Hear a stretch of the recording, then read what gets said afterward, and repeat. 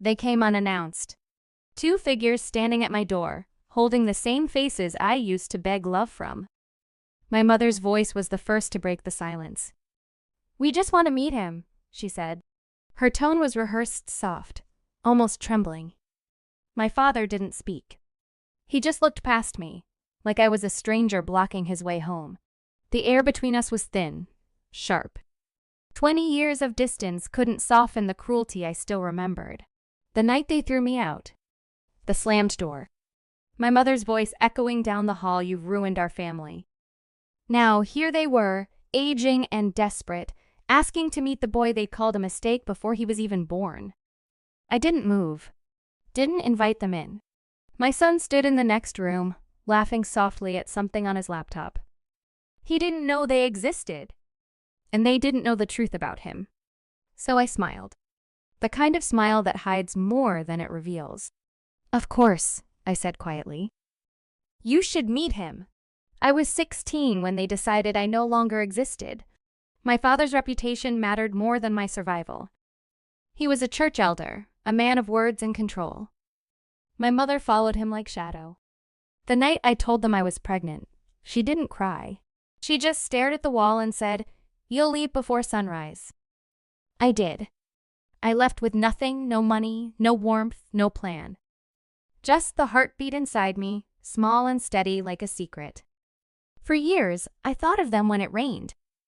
I imagined them sitting in that same polished house, pretending I'd never happened. They didn't even come to the hospital when my son was born. I remember looking at him small, fragile, perfect, and whispering, "It's just you and me now." And it was. Through every night shift, every eviction, every hungry day, he stayed beside me. I told him his grandparents were dead. It was easier that way, until the day they showed up again, standing on my porch, pretending to be family. I let them in, out of curiosity, not forgiveness.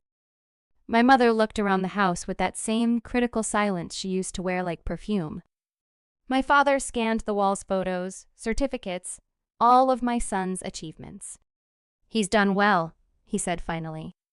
His voice cracked slightly, betraying something, jealousy maybe, or pride he didn't earn.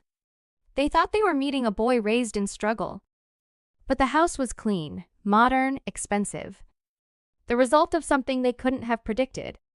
Because what they never knew, what no one knew, was that the man who helped me all those years ago wasn't my boyfriend from school. He was someone else. Someone older. Someone they knew. My father's business partner. The same man who visited our house every Sunday, calling me kiddo, smiling too long when my father wasn't looking. He was the first person to offer help when I ran away. Paid for my education. Supported the child. Quietly. Consistently.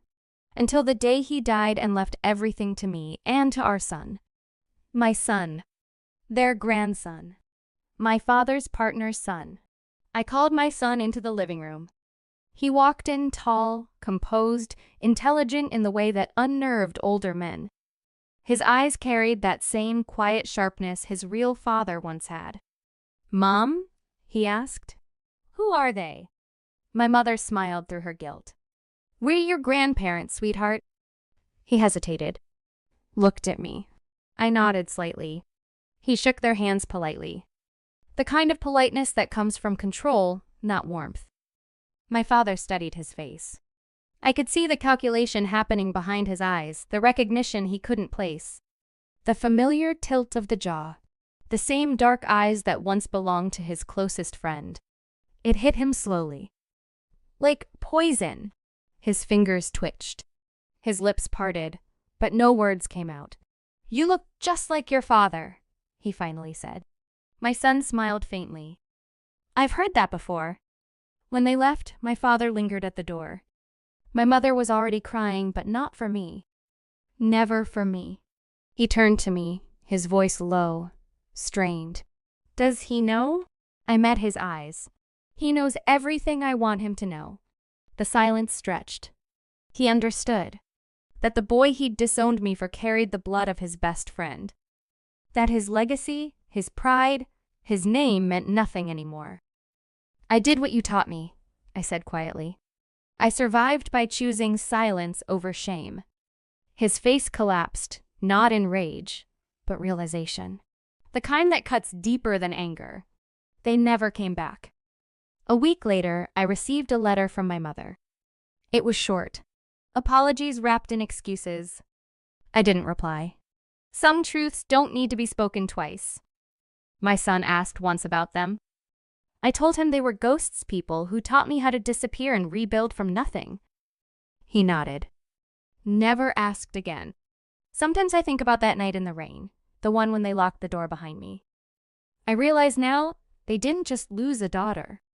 They lost the only version of themselves that could have been redeemed. And the boy they came to meet? He was their mirror, a reflection of everything they buried, and everything I became. They wanted a grandson to love. Instead, they met the consequence of their own cruelty. Thanks for watching. Don't forget to like, share, and comment. Subscribe now to Cheating Stories Insight World for more amazing stories.